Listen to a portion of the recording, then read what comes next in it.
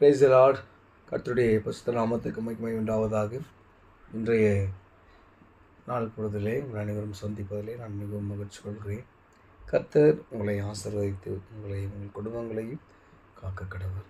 எனக்கு அருமையானவர்களே, இன்றைய நாளுக்குரிய வேத வாக்கியம் சாலமோனின் நீதிமொழிகள் 10ஆம் அதிகாரம் 6ஆம் வசனம். நீதிமானுடைய சிரசின் மேல் ஆசீர்வாதம் தங்கும். நீதிமானுடைய சிரசின் மேல் ஆசீர்வாதங்கள் தங்கும். நீதிமான் இந்த உலகத்திலே ஆண்டவரையே ஒருத்தன் ஒரு வாலிபன் நல்ல போதகரே என்று அழைக்கும்போது ஆண்டவர் இருக்கிறார். இதா ஒருவரை தவிர நல்லவன் ஒன்றும் இல்லை. இதா ஒருவரை தவிர நீதிமான் ஒருவரும் இல்லை.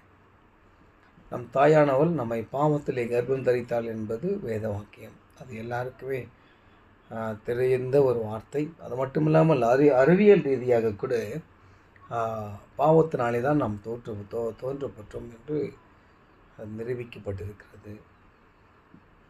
அதனால் நீதிமான்கள் நான் இல்லை நான் இது பண்ணுறேன் அது பண்ணுறேன் நீங்கள் ஒரு கில்ட்டியான ஒரு ஃபீலிங் இல்லாமல் ஆண்டவருடைய வார்த்தையை கேட்டு அவருடைய வார்த்தையை விசுவாசித்து அந்த வார்த்தைகளை தங்களுடைய வாழ்க்கையிலே நடைமுறைப்படுத்தி அதன்படி வாழ்கிறவர்கள் நீதிமான்கள். அவருடைய சித்தத்தை நிறைவேற்றுகிறவர்கள் நீதிமான்கள். அவருடைய கற்பனைகளை கைக்கொள்கிறவர்கள் நீதிமான்கள். உன்னை போல் பிறனை நேசி அப்படின்னு சொன்னது ஆண்டவர். அந்த கட்டளையை கீழ்ப்படிந்து தன்னை போல பிறனையும் நேசித்து அவர்களுக்கு அன்பு செலுத்துகிறவர்கள் நீதிமான்கள். ஒதுக்கப்பட்டவர்களை நேசிக்கிறவர்கள் நீதிமான்கள். உணவு இல்லாதவர்களுக்கு உணவு கொடுப்பவர்கள் நீதிமான்கள். இல்லையா? அநேக காரியங்கள் நம்ம சொல்லிட்டு போயின்னே இருக்கலாம். ஆமாம், அழகாக சொல்கிறாங்க.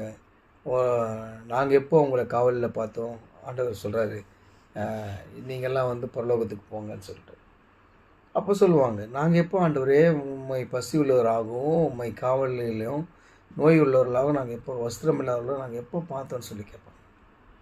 அதுக்கு ஆண்டவர் சொல்கிறார், இந்த சிறியரில் ஒருவனுக்கு நீ எதை செய்தாயோ அது எனக்கே செய்தாய். எனக்கு அருமையானவர்களே, இந்த சிறியரில் ஒருவனுக்கு நாம் என்ன நிகழ்வு நடத்துகிறோமோ அதை வைத்து தான் நாம் நீதிமன்களா பாவிகளா என்று அறியப்படுகிறது, நியாயத்தீர்ப்பிலே கொண்டு வரப்படுகிறது. அதனால் நாம் எல்லாரையும் நேசிக்கணும், எல்லாருக்கும் கடவுளுடைய அன்பை வெளிப்படுத்தணும், நாம் அன்புள்ளவர்களாக இருக்கணும். கர்த்தர் அப்படி நம்மை ஆசீர்வதித்து நம்முடைய வாழ்க்கை பிறருக்கு பிரதிபலிக்க நீதிமானுடைய சிரஸ்